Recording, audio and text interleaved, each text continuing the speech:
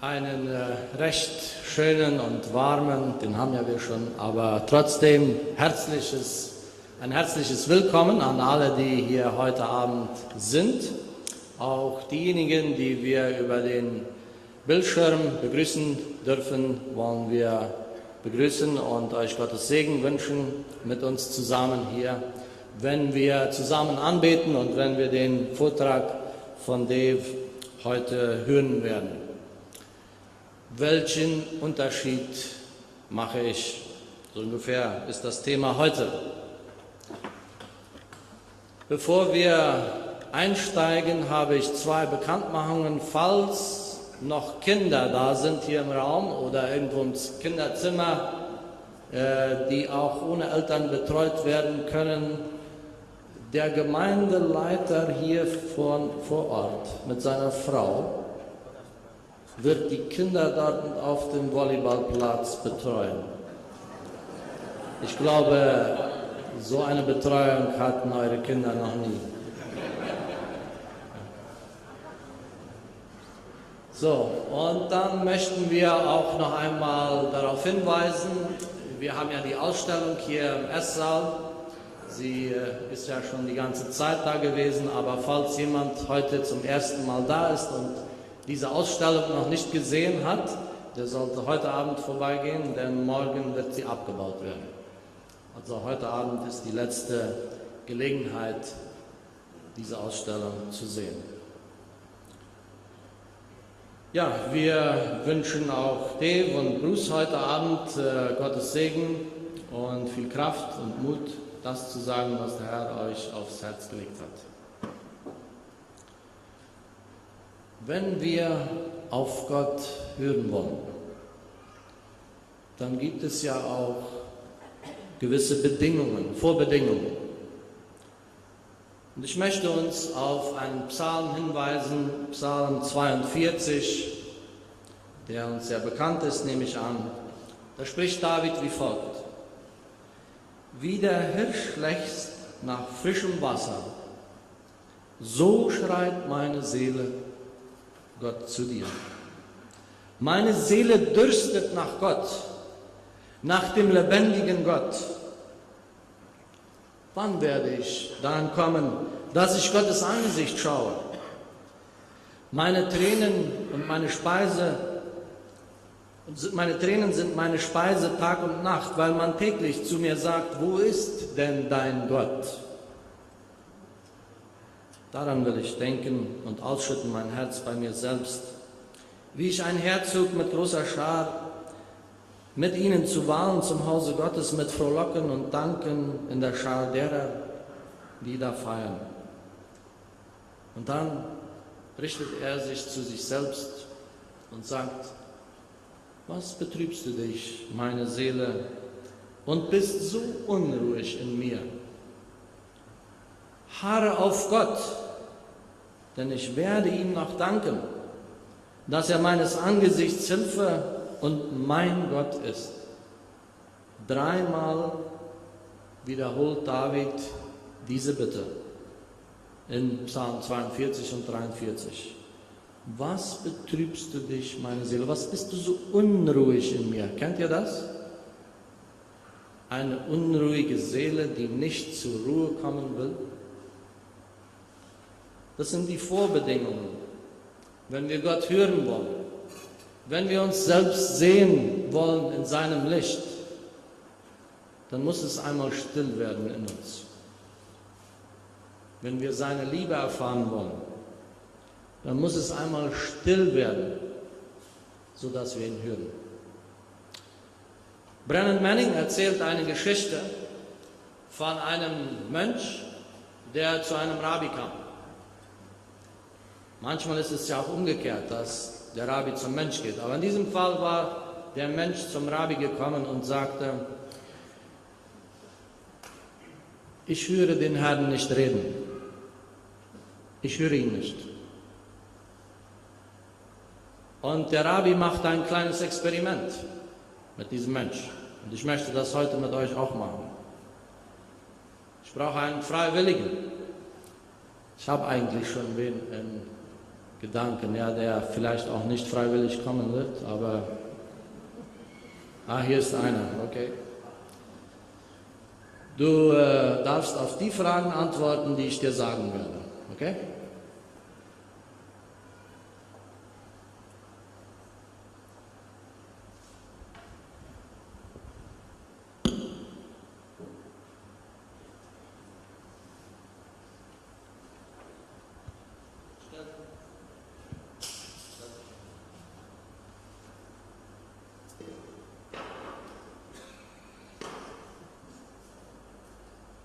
So, ich werde Wasser in diese Schüssel gießen. Nein, bleib nur hier stehen. So, das ist gut so.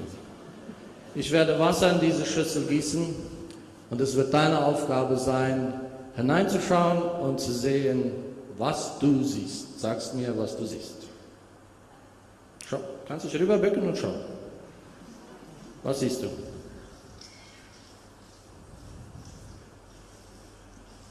Luftblasen. Okay. Siehst du noch was? Wasser. Siehst du noch etwas? Guck gut rein.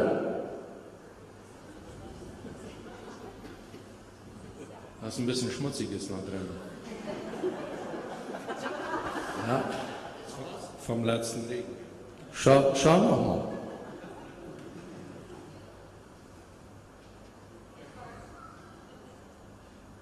Wenn das würde ganz glasklar so sein, würde ich mich vielleicht selber sehen. Danke. Die Schüssel ist etwas verscheuert, aber er sah sich so ein bisschen, ja? Solange das Wasser nicht still ist, solange wir Wasser hineingießen, sehen wir nur die Bewegungen. Wir sehen nur das Wasser.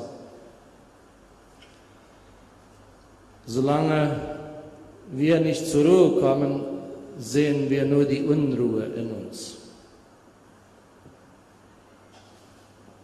Aber wenn wir lange genug warten und das Wasser still wird und wir wirklich ganz konzentriert hineinschauen ins Wort Gottes, dann auf einmal bekommen wir uns zu sehen. Und auf einmal sehen wir das Licht. Auf einmal redet Gott zu uns.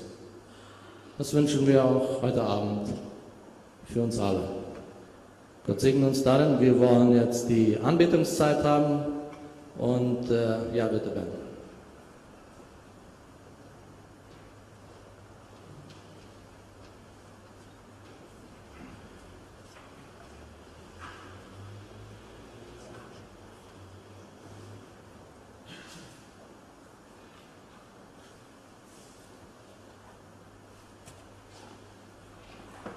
Ja, guten Abend. Wir freuen uns, dass die Kirche heute noch voller ist wie gestern. Das wird sich noch besser anhören. Gestern haben wir hier schon ganz gefeiert, gelobt und angebetet. Und ich hoffe, heute können wir das noch weitermachen. Wir laden euch als Band ein, mit uns die nächsten Lieder zu singen. Es geht darum, Gott zu loben und zu anbeten, ihm die Ehre zu bringen. Das erste Lied, Komm, jetzt ist die Zeit, wir beten an.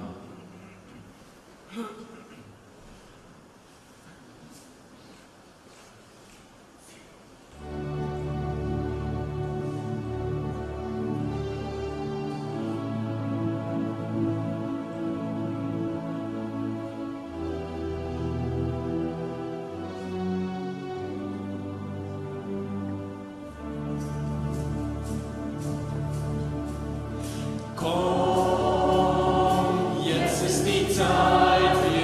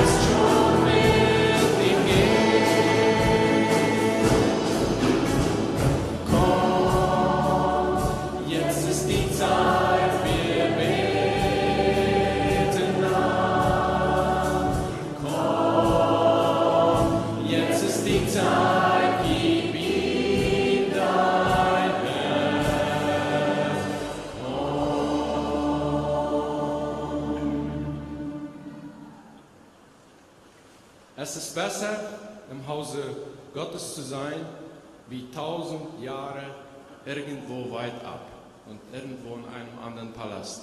Ich lade euch ein für das nächste Lied. Es ist ein spanisches Alabanza-Lied. Wer will, kann aufstehen. Mejor es un día en la casa de Dios que 1000 años lejos de Él.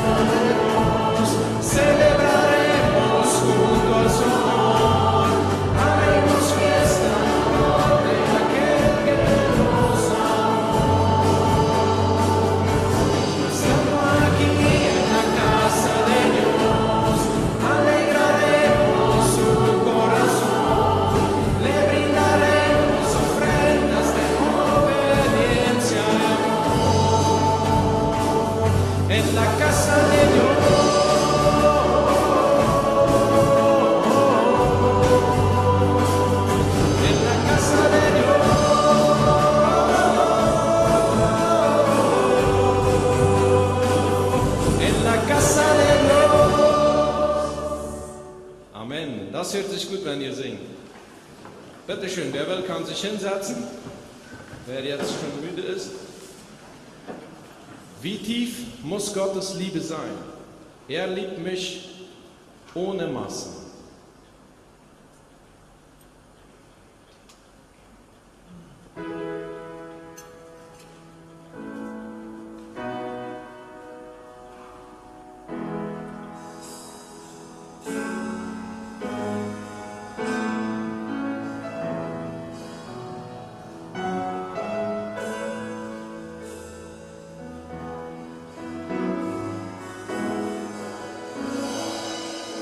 Wie tief muss Gottes Liebe sein? Er liebt uns ohne Maße, hat seinen Sohn an uns verstanden, für alles Böse lassen. Als alle Sünde auf ihn lag, der Vater sein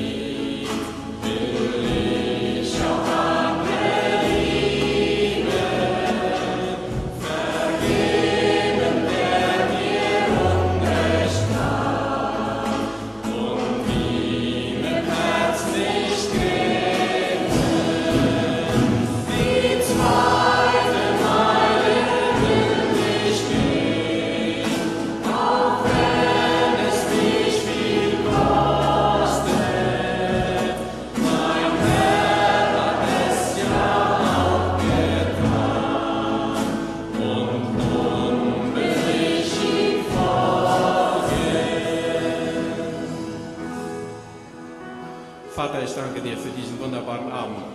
Danke, dass so viele Leute erschienen sind. Und Herr, wir wollen dich loben und anbeten.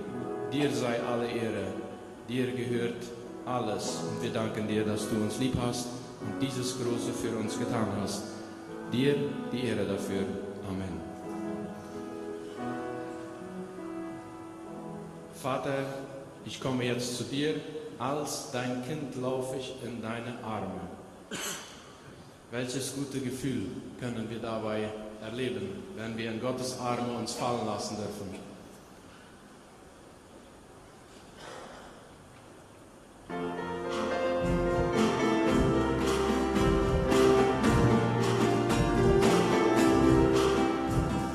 Vater, ich komme jetzt zu dir, als dein Kind laufe ich in deine Arme.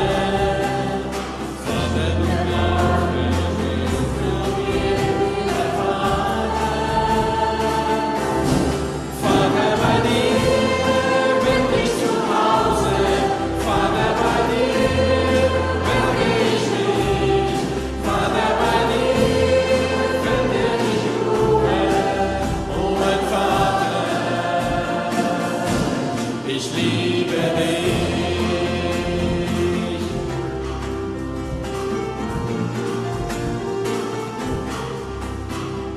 Vater, du gibst mir, was ich brauch. Du empfängst mich mit offenen Armen.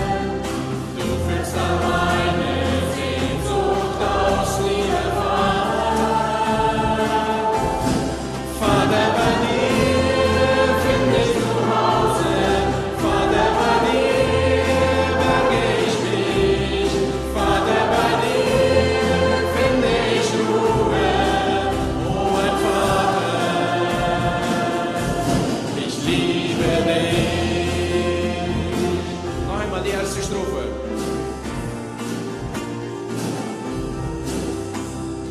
Vater, ich komme jetzt zu dir, als ein Kind lauf ich in deine Arme. Ich bin geborgen, spürst du mir Vater, bei dir bin ich zu Hause. Vater, bei dir berge ich mich. Vater, bei dir finde ich Ruhe. Oh mein Vater, ich liebe dich.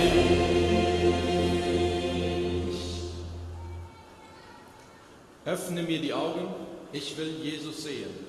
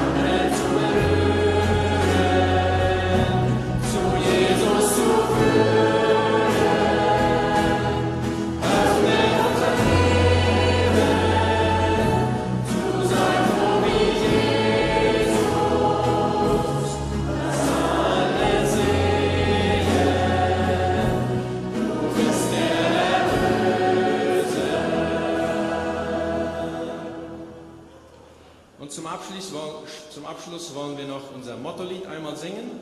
Das hatten wir die vorigen 2 Abende schon gut geübt. Oh, wie freuen wir uns der Stunde. Ich sage es nochmal, Nummer 16 im schwarzen Gesangbuch. Wollen wir dazu aufstehen? Dann kann die Predigt nachher so richtig reinsickern. Ne?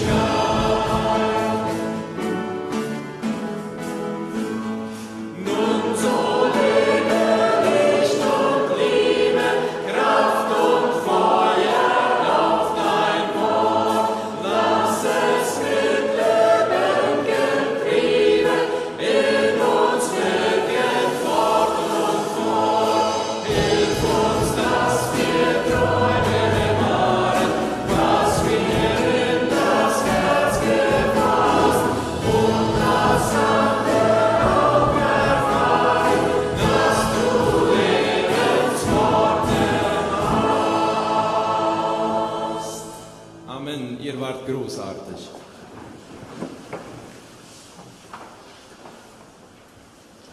Ich habe erst noch etwas vergessen bekannt zu geben.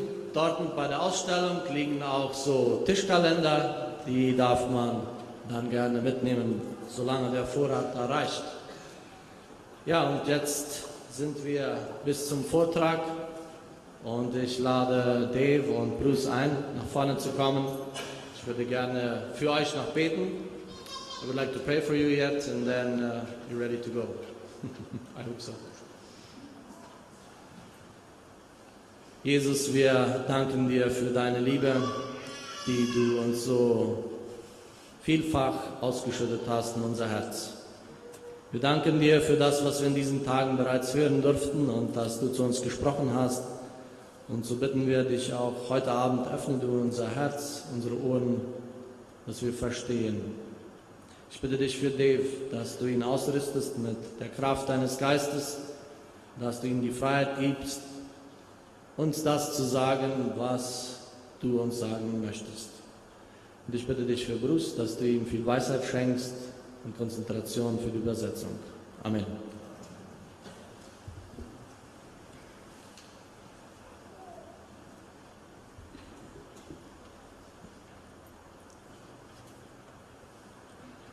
I really enjoyed that time of worship, even though I didn't understand anything.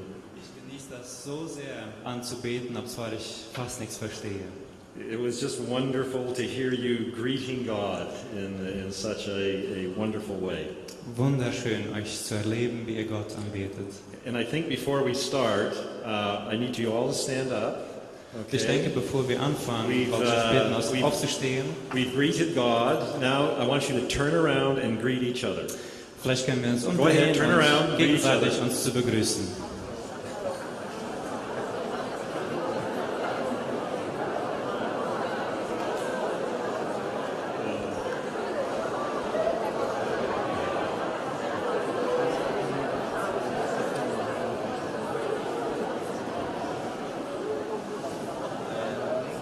I can see that you could get carried away with this. You know, when we listen to God, as we were talking on Thursday evening, when we listen to God truly, we hear His heart. Wenn wir wirklich auf Gott hören, hören wir Gottes Herz. It's just not words. Es ist nicht nur Worte. We have a relationship. Wir haben eine Beziehung.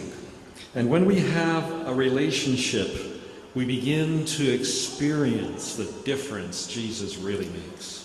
Wenn wir eine Beziehung mit Gott haben, dann merken wir, was für ein Unterschied es ist, mit Gott zu leben. But there's also a very real respect that when we listen to God and have this very real relationship, not only does He make a difference in our relationship with Jesus, but He makes a profound difference in our relationship with each other. Wenn wir eine tiefe Beziehung mit Gott haben, ist es nicht nur mit Gott, wo wir eine Veränderung erleben, sondern auch eine tiefe Veränderung mit unserem Nächsten. And we begin to make a difference. Und wir fangen an, einen Unterschied zu machen. We care. Uns sind andere herzhaft wichtig.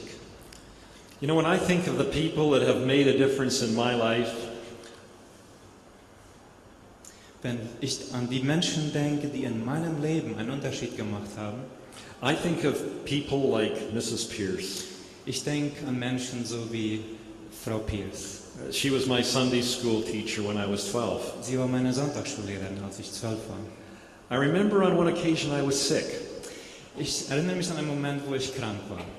And can you believe it? Mrs. Pierce came and visited me. Kannst du es glauben? Meine Sonntagsschullehrerin kam und And besuchte mich. she was old.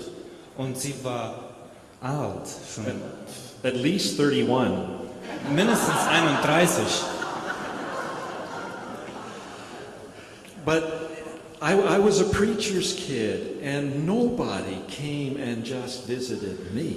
Ich war Kind eines Predigers, aber niemand kam und besuchte.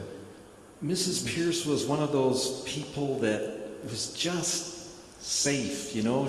Could say anything and get away with it. Frau Pierce war einfach so eine liebevolle Person und ich fühlte mich so sicher bei ihr. Sie konnte fast irgendetwas sagen zu mir. I think of Mrs. Pierce, I think of Bob Monroe. Ich denke auch an Menschen so wie Bob Monroe. He was a young fellow in the church when I was about 8 or 9.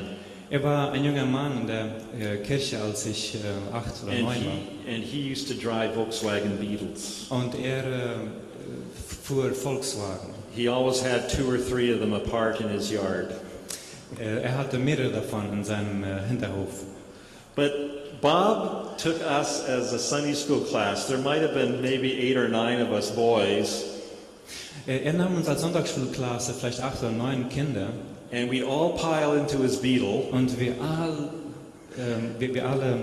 And then we would drive to the edge of town where there was a root beer drive-in. wir gingen alle auf sein Auto rauf und fuhren in die Stadt hinein und durften diesen Soda trinken. And he'd buy us all root beers. Und er würde uns Sachen kaufen zum Trinken. I grew up wanting to follow God like Bob did. Can you repeat that, please? I grew up wanting to follow God like Bob Ich did. wuchs auf mit diesem Wunsch, so zu sein wie Bob. When I think of people who have impacted me, I think of people like Mrs. Pierce, like Bob. I also think of my mother. Wenn ich an Menschen denke, die einen Unterschied in meinem Leben gemacht haben, denke ich an Bob, an Frau Pierce, aber auch an meine Mutter. She just celebrated her 92nd birthday on Friday. Letzten Freitag ist sie 92 Jahre alt geworden. But I think of all the hours she just listened to me when I was a teenager. Ich denke an all die Stunden, wo sie nur zugehört hat, als ich ein Teenager war. She listened, she didn't correct me and tell me what I should think. Sie hörte zu, sie hat nicht immer gleich berichtigt. She just listened. Sie hörte mir zu. What incredible patience. Wie unglaublich war das für mich. And you know, as I think of these people that have made a difference, I begin to realize that making a difference isn't about doing a lot of stuff. Wenn ich dieses beschaue, dann fällt mir auf, dass ein Unterschied zu machen bedeutet nicht, dass ich viel Dinge tue oder hinkriege. It's much deeper. Es ist tiefer wie das. Listen to these words. Höre einmal auf diese Worte. People will forget what you said. Menschen werden vergessen, was du sagst. People will forget what you did. Menschen werden vergessen, was du getan hast. But people will never forget how you made them feel. Aber sie werden nie vergessen, wie sie sich bei dir gefühlt haben. It's true, isn't it? Ist das nicht wahr? Making a difference is not about doing a lot of good works and good deeds for others. Einen Unterschied zu machen, dabei geht es nicht um viel Leistungen zu schaffen. You see, when it comes right down to it, it's about caring for people. Wenn wir es Like, auf den Punkt bringen, dann geht es darum, herzlich andere wichtig zu nehmen. like God cared for us. Like God cared for us. So wie Gott uns wichtig genommen hat.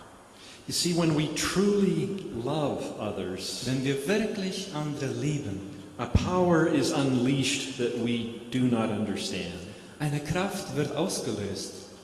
And Paul had that kind of relationship with the believers at Philippi.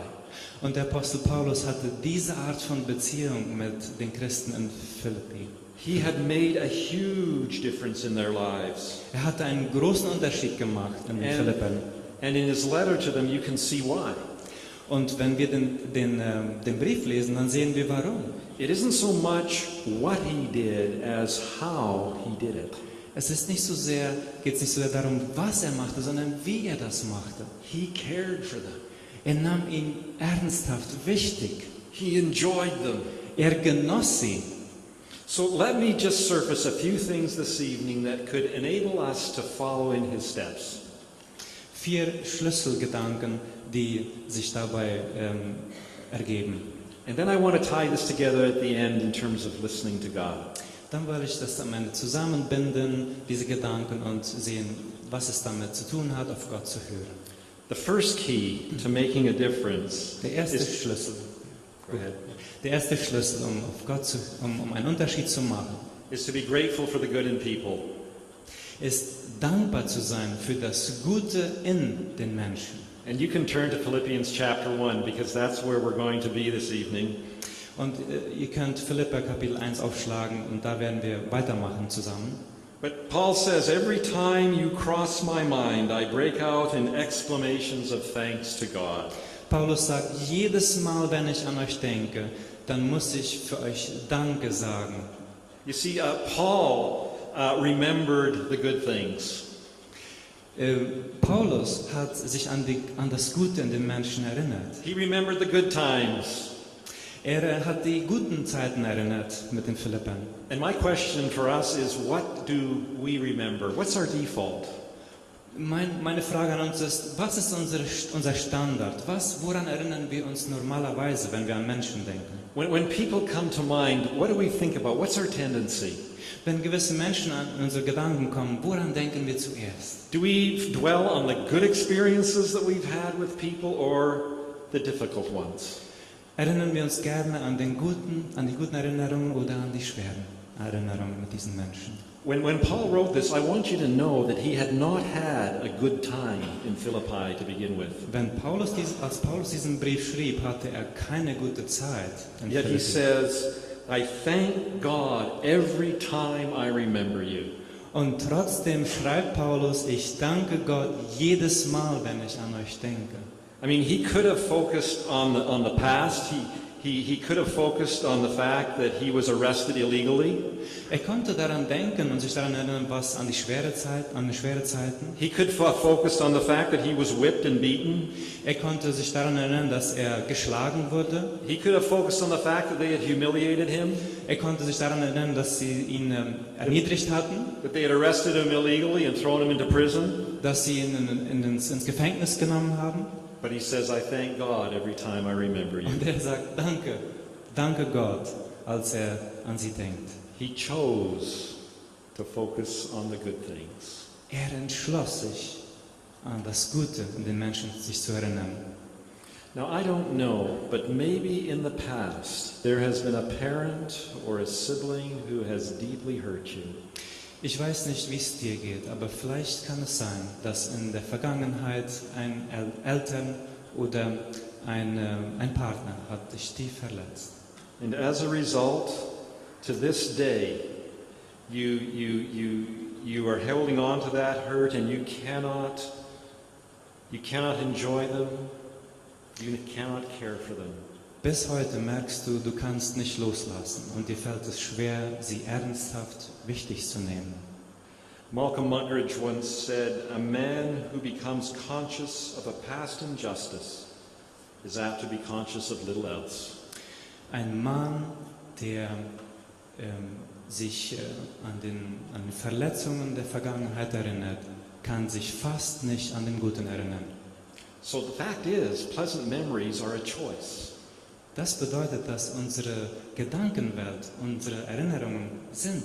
And here's the lesson. If you want to make a difference, und hier ist die erste Lektion. Wenn du einen Unterschied machen willst, remember the best and forget the rest. Behalte das Gute und vergesse das Schlechte.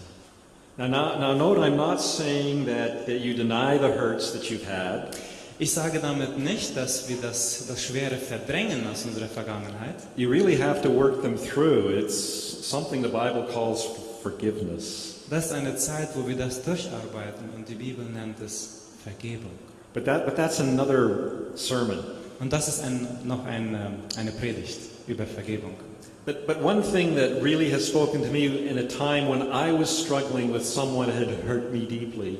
Eine Sache, die mir wichtig geworden ist, als jemand mich tief verletzt hat. Was a question that one of my friends asked me. Eine Frage, die eines meiner Freunde fragte. My employer had basically cheated me out of a year's wages. Mein Chef hat mich rausgeboxt. And I was furious. Und ich war ärgerlich. He came to me and he said, I'll tell you what, I'll give you half if you don't tell anybody. Ich werde dir etwas geben, vielleicht die Hälfte, wenn du niemand sagst, was hier passiert ist. That made me even madder. Excuse me? That made me even madder. Das machte mich eben noch böser. I thought, why would I keep my mouth shut? He's bribing me. Warum werde ich meinen Mund halten, wenn er mich so versucht zu kaufen? So I went to my spiritual director and I told him what had happened. So ich ging zu meinem Mentor und geistlichen Direktor und ich fragte. And I told him I was not going to take any money from this man at all. I would be righteous. Und ich würde kein Geld nehmen von diesem, ich würde aufrichtig sein. And I remember he asked me this one question. Und ich erinnere mich, er fragte He said, diese eine Frage. When you come to the end of your life and you're standing before Jesus, what will you wish you had done?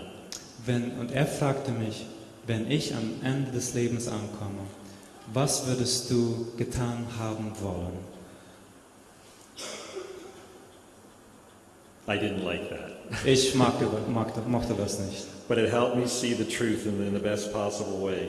Aber es half mir, die Wahrheit zu sehen. So Paul would say, if you want to make a difference in people, be grateful. He would say, if you want to make a difference in people, be grateful for the good. But he would also say, if you want to make a difference, practice positive praying. Wenn Paulus sagte zu den Philippern, wenn du einen Unterschied machen willst in dem Leben von Menschen, erinnere dich an das Gute in den Menschen. Aber das Zweite ist, praktiziere positives Beten. He says, I find myself praying for you with a glad heart. Ich bete für euch mit einem dankbaren Herzen. One of the things that keeps me going is knowing that people who care pray for me. Eine Sache, die mich immer wieder ermutigt und anspornt, weiterzugehen, ist zu wissen, dass Menschen für mich beten. So what's the lesson? Was ist die Lektion?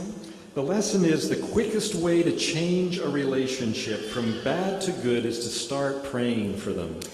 Die Lektion ist, der schnellste Weg von einer unangenehmen zu einer angenehmen, negativen zu positiven Beziehung zu kommen, ist, anfangen zu beten. I don't know about you, but my tendency is to complain to God in prayer about people. Meine Tendenz ist, dass ich mich bei Gott über Personen beschwere. But not Paul. He prays with them with gladness. Aber Paulus nicht. Er betet aus Freuden heraus für die Philipper. It's the quickest way to change a relationship. Es ist der schnellste Weg, um eine Beziehung zu ändern. What will it do?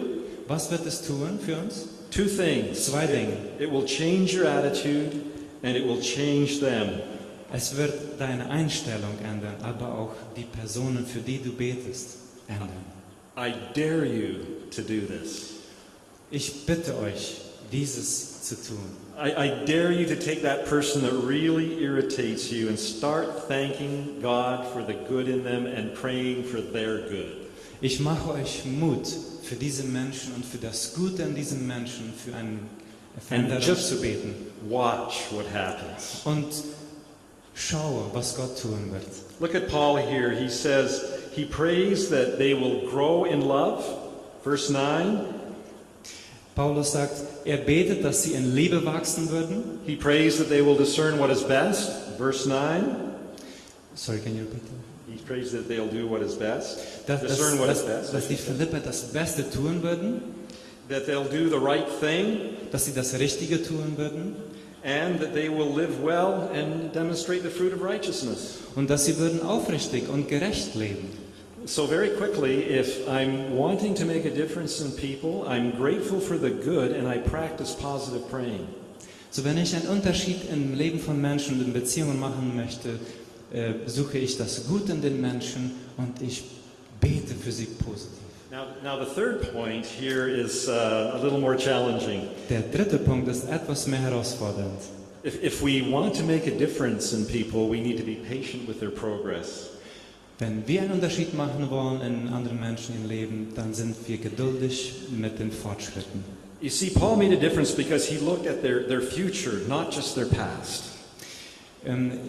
Paulus erinnerte sich, er schaute nicht nur zurück, sondern er schaute in die Zukunft. He saw their potential and he was patient with them. Er sah das Potenzial und er war geduldig mit den Philippern. In verse 6, Paul says, "He who began a good work in you will carry it on to completion."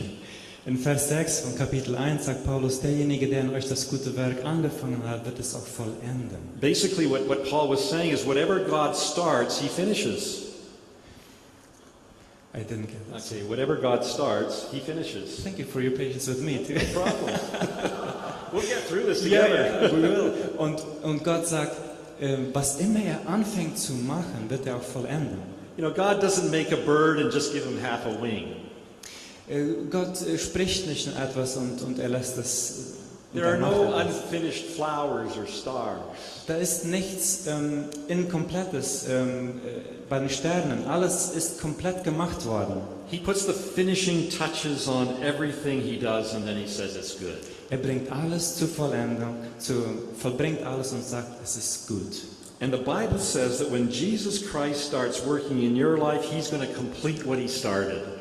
Und die Bibel sagt, wenn Jesus Christus in ihrem Herzen etwas anfängt zu verändern, wird er es zur Vollendung bringen. In spite of my faults, in spite of my bad decisions and my sins and all the circumstances I face, God is going to finish what he started in my life. Trotz meiner Fehler, trotzdem, dass ich mich immer wieder, dass ich liegen bleibe, trotz meiner Begrenzungen, trotz meiner Sünde, will Gott dieses Werk vollenden. And He's going to do the same thing in yours as well. Und er wird dasselbe auch in deinem Leben machen. And the Bible says that one day we will be just like Him, believe it or not. Die Bibel sagt, eines Tages werden wir so sein wie er. So what's the lesson here? Was ist die Lektion hier? God is not finished with us. Gott ist noch nicht fertig mit uns. We are under construction. Wir sind in den Fortschritt, in den Progress, was Gott verändern möchte in uns. You see, to care for people and make a difference, we must allow for growth and development. Um andere herzhaft wichtig zu nehmen, dürfen wir uns selbst die Erlaubnis geben, zu wachsen und zu verändern. You know, I think the most common mistake we make is this. We tend to judge people by how far they have to go rather than how far they've come.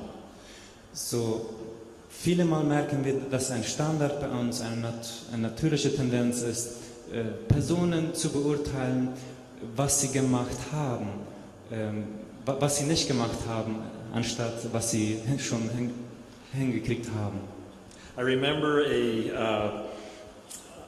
an older gentleman in my first church that I pastored. Ein älterer Mann, der in meiner Kirche früher. His name was Ross. Sein Name war Ross. And the first time I saw him, he was walking around town going through garbage cans. Und sein Name war Ross und er ging durch die Straßen und wühlte in Mülleimer rum. He was pulling out cans and bottles. Er nahm alte Flaschen und Behälter raus. And I remember thinking, what a bum. Und ich erinnere mich, gedacht zu haben, was für ein Lump. And then one day he showed up in church. Eines Tages kam er zur Kirche. And he wanted to talk a lot. Und er wollte viel sprechen. And he would come into my study, and he didn't have anything else to do during the day.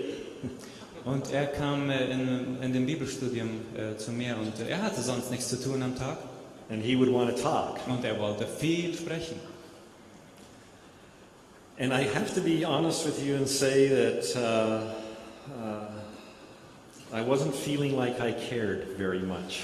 Ich muss aufrichtig hier sein und ich muss gestehen, dass ich nicht wirklich ihm ernsthaft wichtig nahm. I just thought, why does he have to come and waste my time? Ich dachte, warum kommt er und vergeudet meine Zeit hier? But nonetheless, I mean, I behaved well. I was good. Nicht zuletzt, ich war eine gute Person. So he kept coming. Er kam weiter. Ich schickte ihn nicht gerade so weg. And slowly I began to understand Ross. Und langsam begann ich zu verstehen, was in ihm vorging. He had grown up in the city of Victoria, the son of two people who didn't love each other. Er wuchs auf in diesem Stadtteil von Victoria und er war der Sohn von two people that didn't love each other. Er war der Sohn von zwei Personen, die sich nicht liebten gegenseitig. And as a result, his parents broke up. Seine Eltern schieden sich. And Ross grew up dependent on alcohol. Und Ross wuchs auf mit dem Alkohol. He was on his way to what we would call Skid Road, just living on the streets. Er war auf dem Weg, ganz und gar auf der Straße leben zu wollen und müssen. When a Mennonite Brethren teacher met him. Ein Mennonitenbrüder Gemeinde Lehrer hat ihn kennengelernt. A school teacher. Ein Schullehrer. And he invited him to his home. Und er hat ihn eingeladen, nach Hause zu kommen. And he began to care for Ross. Und er begann, ihn ernst zu nehmen. And as a result, Ross found Jesus. Und als Konsequenz hat Ross Jesus gefunden. He went up to Port Alberni and became the station master. Station Master. Would be the railroad station master, Ja. in charge of the railroad station. So er begann bei den Zugschienen zu arbeiten. Yeah. And he got married. Und er verheiratete sich. And once again, things were not very good. His wife left him. Und seine Frau verließ ihn. They had a little girl together, and she rejected him. They had together. Like a little girl together. Sie hatten zusammen ein Mädchen and she rejected. Und die Frau hat es nicht angenommen.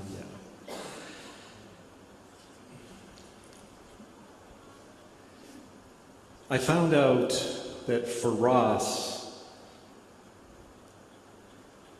Jesus began to be all he had. Ich merkte, dass für Ross Jesus alles begann zu sein. One day, I saw him coming up the street, and I was kind of thinking, oh no, he's going to come and visit me. Eines Tages sah ich ihn wieder die Straße entlang kommen und ich sagte, oh no, er wird wieder zu mir kommen. My little girl was out playing in the yard. Meine Tochter spielte draußen im Garten. And I saw him give a little package to her. Und ich sah ihm, dass er ein kleines Paket meiner Tochter gab. She came running into the house. Sie lief ins Haus rein. Daddy, Daddy, I have a present for you. Papa, ich habe ein Geschenk für dich.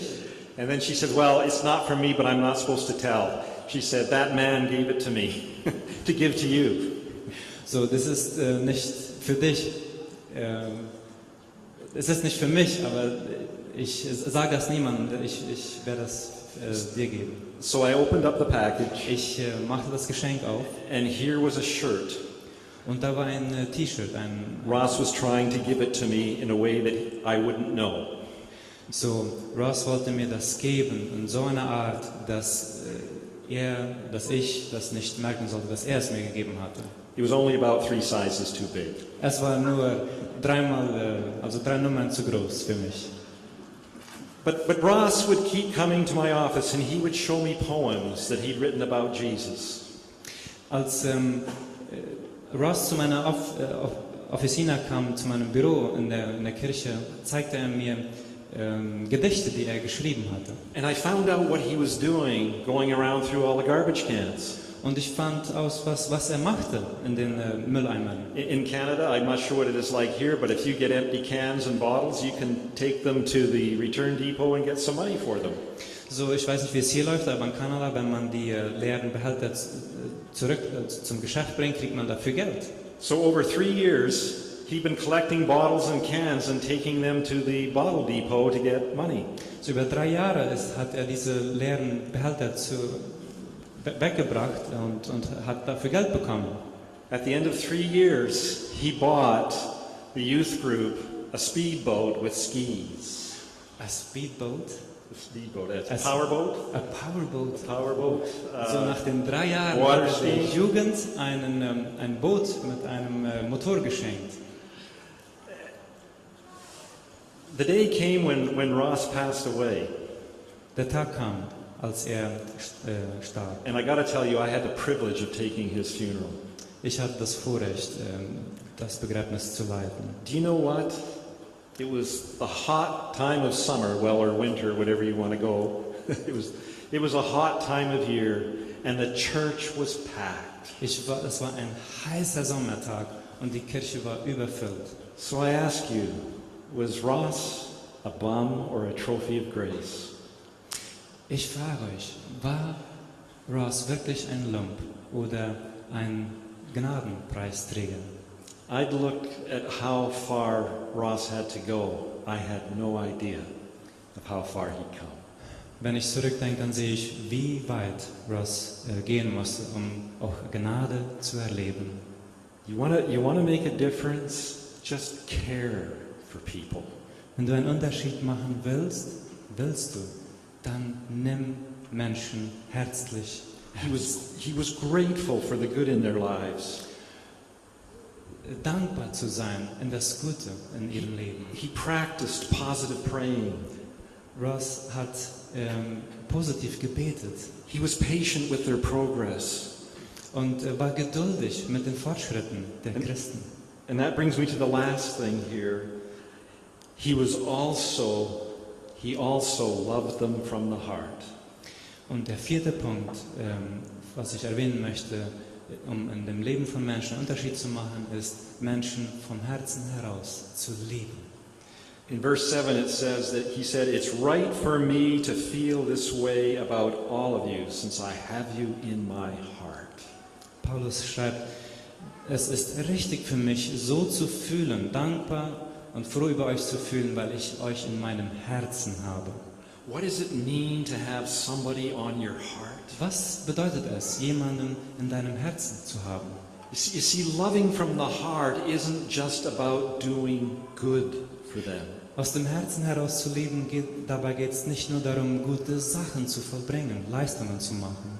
Just doing good for people who are less fortunate can be a very prideful act. Nur für die Menschen, die weniger bemittelt sind, ihnen Gutes zu tun, könnte ein sehr hochmütiges Ding sein. Just doing good, I found in my own life, can be actually a very selfish thing. Nur Gutes tun an andere könnte sogar ein sehr egoistisches Ding sein für uns. I used to do good. Normalerweise habe ich gute Dinge an Menschen getan. I hope I do a few good things now too. But Ich hoffe, dass ich jetzt auch noch gute Dinge mache. But I remember on one occasion I worked in one of the local supermarkets and I was about 16 years of age. Als ich 16 Jahre alt war, arbeitete ich in einem von den Supermärkten in der Gegend. And the produce manager told me we were going to put the strawberries on sale. Und mein Chef sagt, wir würden die Erdbeeren zum Ausverkauf als Offerte hingeben. And immediately I thought of Mrs. Flatsett. Immediately I thought of Mrs. Flatsett, a lady. Und in dem Moment musste ich mich gleich an eine Frau Flatsett erinnern. And I knew Und ich wusste, she liked to talk a lot. und sie wollte viel reden immer. So I did good. I phoned her up and I said, if you get down here in the next 20 minutes, we're having a special on strawberries, and you can take home as many as you want, cheap. Und ich rief an und sagte, so schnell wie ihr könnt, dürft ihr runterkommen, die ersten Erdbeeren nehmen für sehr billig. And she came. Und sie kam. And she bought up everything and Und made sie jam. kam alles. And see, the next day in church, she was talking to everybody about what a good boy David was. Und am nächsten Tag in der Kirche sagte sie, was für ein guter Mensch David war. You know, I find that sometimes doing good isn't about necessarily the person. It's about what people will think of me. Gutes tun an Menschen ist nicht immer nur, was wir machen, sondern für andere, sondern was Menschen von mir halten. Mother Teresa once said, and this is a rough translation, but she said, people know the difference between being loved and being done, or served out of duty. Mutter Teresa sagt, Menschen können es erkennen und fühlen, wann jemand uns liebt oder wann jemand es aus Pflichtgefühl uns etwas tut. Yeah, she said they'll know the difference whether you're doing it out of duty or just for your own self to feel good. Ob wir es aus einem Herzgefühl der Liebe heraus machen oder nur um uns selbst gut zu fühlen. And you know, that made a profound difference in how she organized the Sisters of Charity. Und das macht einen großen Unterschied, wie Mutter Teresa ihre Gruppe von Schwestern organisierte, um in der Stadt zu helfen. How many hours a day do you think Mother Teresa's nuns were out on the streets of Calcutta? Wie viele Stunden, denkt ihr, war Mutter Teresas Schwestern auf den Straßen in der Stadt, um zu helfen?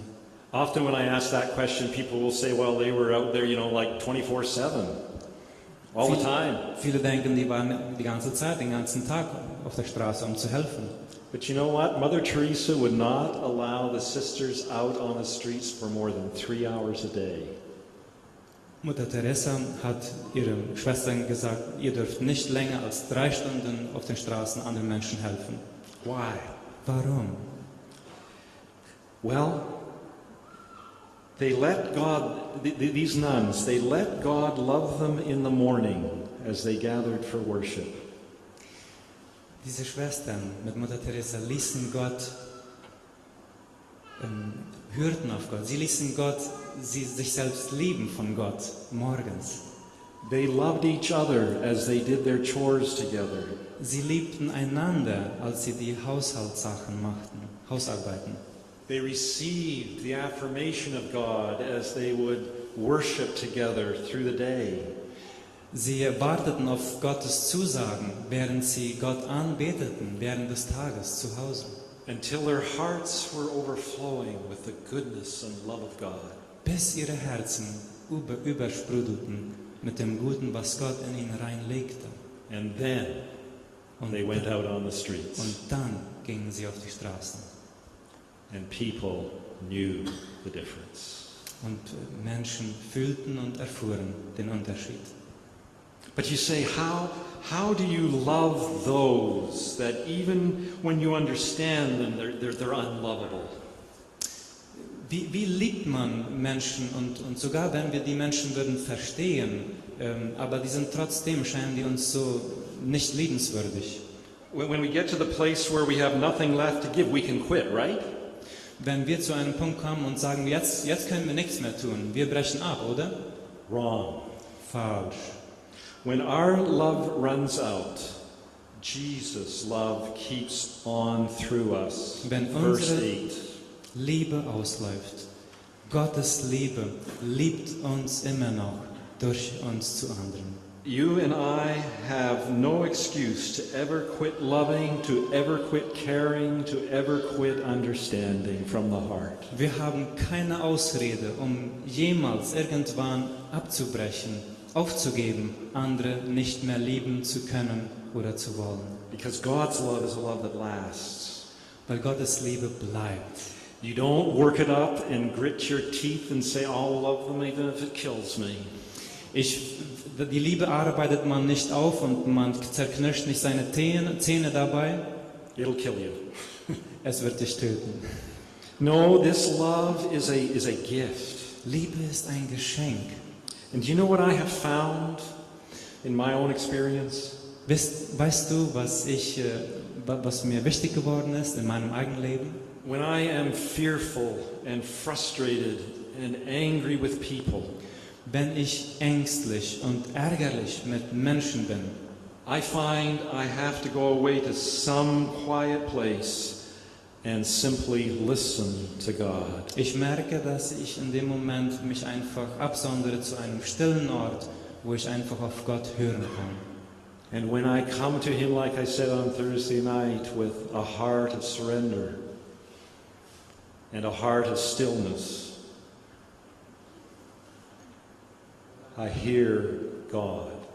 Wenn ich zu Gott komme, an diesem Platz und mit einem stillen Herz, mit einem ruhigen Geist auf Gott höre, ich höre Gott. And He pours out His love to me. Und schüttet aus seine Liebe zu mir. And I go back to the scriptures where He has spoken His love and I listen to it and I experience it again. Und ich lese das Wort, wo seine Liebe aufgeschrieben ist und ich erfahre es wieder. And it's not magic, but when I do, the fear dissipates and the giving heart returns. Und das ist nicht magisch, aber die Angst geht fort und das gebende Herz kommt zurück. You see, when we stop and listen to God, we love like Jesus. Wenn wir auf Gott hören, dann lieben wir Gerechtigkeit.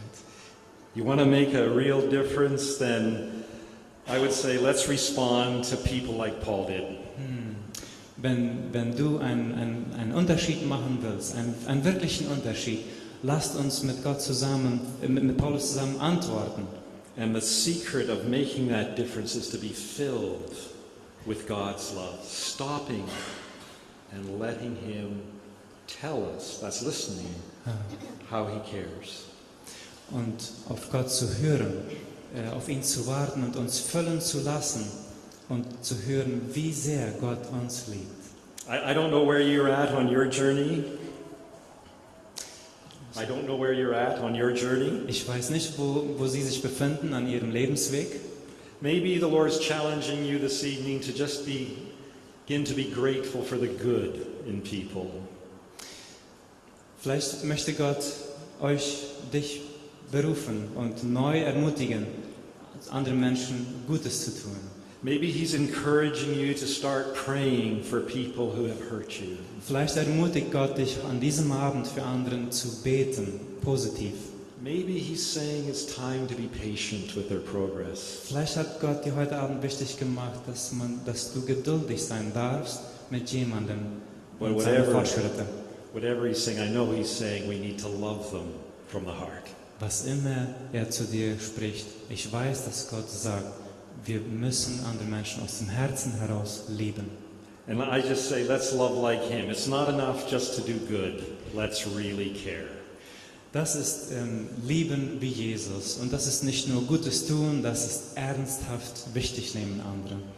Now, you've done really well here, and I think we need to end with a real, how shall I say, affirmative and determined effort to go and live in the love of God. So I want you to stand. Ich mache euch Mut aufzustehen und an diesem Punkt mache ich euch Mut mit einer persönlichen Entschlossenheit, das was Gott wichtig gemacht hat, zu Gott zu antworten in den folgenden Sätzen. And this is a bit of a responsive reading. Dies ist ein wechselhaftes Lesen. I'm going to read a statement, and then you'll see big bold letters there, and I want you to just read it out as loud as you can. So, ich werde den Satz, der da oben steht, lesen, und wenn die fettgedruckten Wörter unten links erscheinen, möchte ich euch bitten, die fettgedruckten Wörter mit mir zusammen zu lesen. So here's the first statement. People are unreasonable, illogical, and self-centered. Menschen sind unvernünftig, unlogisch und selbstsüchtig. All right? Liebe sie trotzdem. If you do good, people will accuse you of selfish, ulterior motives. Wenn du Gutes tust, werden sie dich beschuldigen, versteckte und selbstsüchtige Motive zu haben. Tu trotzdem Gutes. If you are successful, you will win false friends and true enemies. Wenn du erfolgreich bist, gewinnst du falsche Freunde und echte Feinde. Sei trotzdem erfolgreich. Honesty and frankness make you vulnerable. Ehrlichkeit und Offenheit machen dich verletzbar. Sei trotzdem ehrlich und offen. The biggest people with the biggest ideas can be shot down by the smallest people with the smallest minds. Die größten Menschen mit den größten Ideen können von den kleinsten Menschen mit dem kleinsten Verstand vernichtet werden. Denke trotzdem groß. People really need help, but may attack you if you help them. Menschen brauchen wirklich Hilfe, aber sie können dich auch angreifen, wenn du ihnen hilfst. Hilf ihnen trotzdem. Give the world the best you've got and you'll get kicked in the teeth. Gib der Welt das Beste, das du geben kannst, und du bekommst einen Schlag auf den Mund. Gib der Welt trotzdem dein Bestes. Lord, I purpose today not to listen to my detractors or look to the left or right, but stay on the clear, sure path you have set before me and care for people like you cared for me. Herr, ich entscheide mich heute, nicht auf meine Kritiker zu hören, weder zur Rechten noch Linken zu schauen, sondern auf dem klaren und sicheren Weg zu bleiben, den du mir gezeigt hast, um einen Unterschied zu machen. So soak up the love of God and go care for the world. Amen. Nehmt die Liebe Gottes an und nehmt andere ernsthaft wichtig in der Welt. Amen.